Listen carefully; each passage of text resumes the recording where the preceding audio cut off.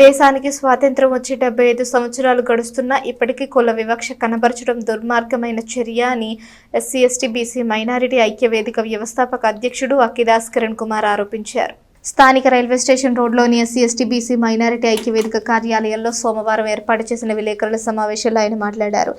P. Gannavaram నియోజకవర్గం కుందానపల్లి గ్రామంలో దళిత యువకుడు శ్రీనివాసరావు భౌతిక కాయాన్ని రోడ్డుపై తీసుకెళ్తుంటే ఆ ప్రాంతంలోని అగ్రవర్ణాల ప్రజలు అడ్డగించడాన్ని తప్పుపట్టారు. అదేవిధంగా ప్రవచనకర్త గరికపాటి నరసింహారావు విద్యార్థుల పట్ల మాట్లాడిన తీరును ఆక్షేపించారు. దేశానికి స్వాతంత్ర్యం వచ్చి 75 సంవత్సరాలు పూర్తవుతున్న ఇప్పటికీ సమాజంలో అగ్రవర్ణాల ప్రజలు కుల వివక్షతను చూపించడం దుర్మార్గమైన చర్యగా అభివర్ణించారు. ఈ రెండు సంఘటనలను ఎస్సీ ఎస్టీ బీసీ మైనారిటీ ఐక్య వేదిక తరపున తీవ్రంగా ఖండిస్తున్నట్లు వెల్లడించారు. సమావేశంలో షేక్ దుబాయ్ బాబు, బండ్లమూడి నాని, కుర్ర జశ్వంత్ యాదవ్, కనపర్తి శశికుమార్, నల్లగంట్ల రవిచంద్ర, గొల్లా సందీప్, నిట్ట బాల, అమర్తులూరి సిమోను, పెదలంక వెంకటేశ్వరరావు, పెనపాటి రవికిరణ్, సేలం సొడ్డి సాయిబాబు, వీరబాబు తదితరులు పాల్గొన్నారు. గత కొన్ని రోజులుగా మన ఆంధ్ర రాష్ట్రంలో చూసుకున్నట్లయితే రెండు సంఘటనలు మీద ఈరోజు ఈ విలేకరుల సమావేశం ఏర్పాటు చేయడం జరిగింది.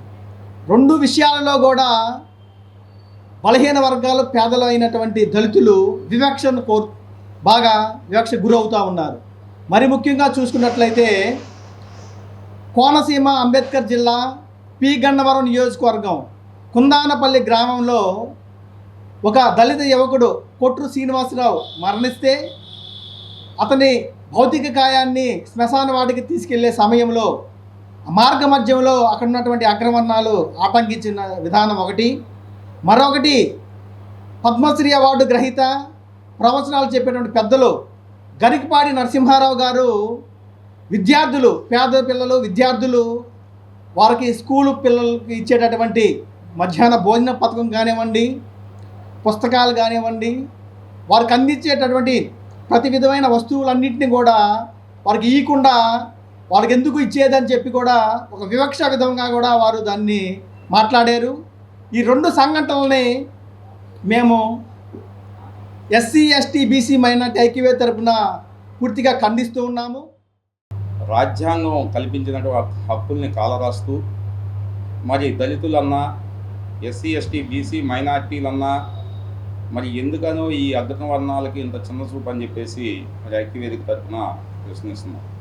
మరి ముఖ్యంగా చెప్పాలంటే మరి ఈ గరికపాటి నరసింహరావు గారు మరి పద్మశ్రీ అవార్డు గ్రహీత, ఎన్నో ప్రవచనాలు చెప్తా మరి దేశ విదేశాల్లో కూడా ఆయనకు మంచి పేరు ఉంది.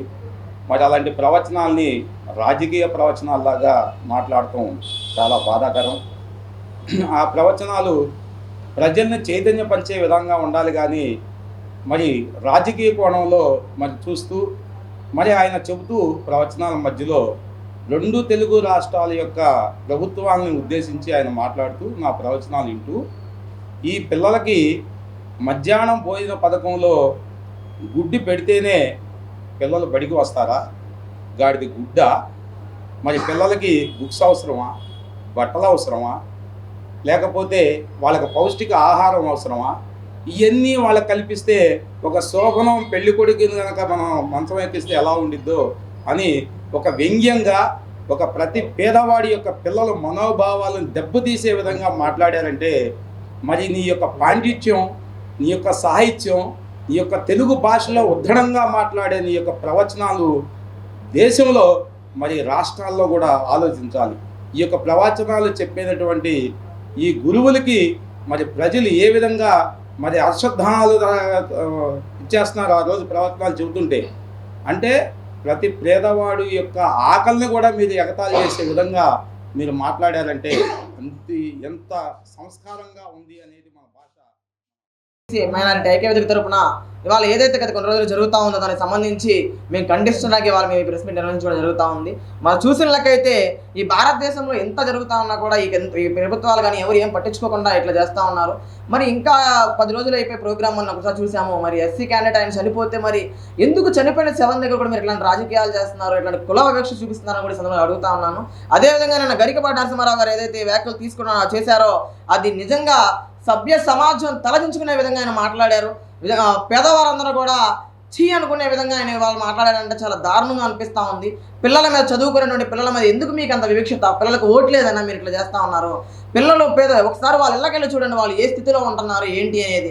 దయచేసి ఇట్లాంటి వ్యాఖ్యలు మీరు మాట్లాడకూడదండి. మీరు ప్రవచనకర్త, మరి అందరికీ దిశానిర్దేశం చేసేటువంటి గురువు స్థానంలో ఉన్నటువంటి గురువు వ్యక్తి మీరు. అలాంటి వ్యక్తి అయి ఉండి మరి మీరు ఏం మెసేజ్ ఇస్తున్నారు? మాలాంటి విద్యార్థులకి, యువతకి మీరు ఎలా ఉండాలి, ఏ విధంగా నడుచుకోవాలని చెప్పి మీరు ఏమి ఇస్తున్నారు, ఏం చేస్తున్నారు కూడా సందర్భంగా అడుగుతా ఉన్నాను. దయచేసి ఇట్లాంటి వ్యాఖ్యలు మళ్ళీ పునరావృతం కాకుండా చూసుకోవాలి. తక్షణమే ఈ జరిగిన దానికి వెంటనే ఆయన ముందుకు వచ్చి క్షమాపణ చెప్పకపోతే మేమందరం కూడా ఉద్యమిస్తే చాలా దారుణంగా ఉంటుందని కూడా సందర్భంగా తెలియజేసుకుంటూ సెలవు తీసుకుంటాం.